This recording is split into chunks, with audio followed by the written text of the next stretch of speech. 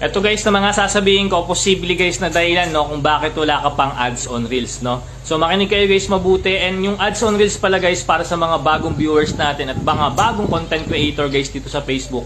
Binibigay lang po yan guys ni Facebook. No? Kumbaga ini-invite lang tayo, kaya wala pa yan guys sa monetization tools nyo at hindi nyo po yan guys makikita. So makikita nyo lang yan guys once na ma-invite na po kayo dito. So unang dahilan guys no, kung bakit wala pa tayong ads on Reels no. Unang-una, hindi tayo guys nag-a-upload palagi. Dapat guys nag-a-upload tayo palagi kahit isang video man lang sa isang araw no. Para makita guys ni Facebook na active tayo sa pagiging content creator dito. And pangalawa guys, dapat makipag-engage din po tayo sa mga kapwa nating content creator na kung saan guys yung mga nakikita nating video dapat guys pinapanood natin, nilalike natin, nagko-comment tayo at sinishare din natin. So, pwede rin guys makita ni Facebook na maganda yung engagement nyo and may invite po kayo guys. No? So, dito guys sa pag-i-invite or pagkakaroon ng ads on Reels, hindi po yan guys basta-basta. No? Kailangan guys binibigyan din po natin ng effort yan.